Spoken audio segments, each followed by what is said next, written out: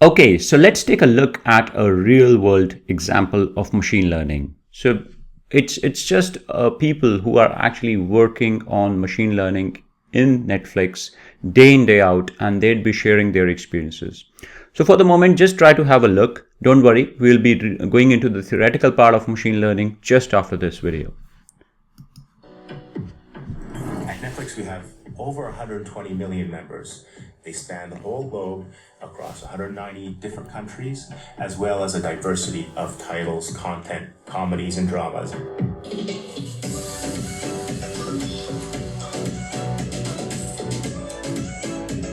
Machine learning is deeply intertwined with all aspects of Netflix's business: how we compose our catalog of content, how we produce our content, how we encode it, how we stream it. We use machine learning to help marketing efforts and advertising efforts. And then we also use machine learning in our content acquisition effort.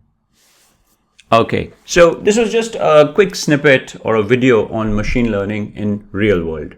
So in the next video, we'll start learning about some of the key terminologies of machine learning. Because once you get a good understanding of the key terminologies, then you can have a good hold of the machine learning fundamentals. Thanks for watching.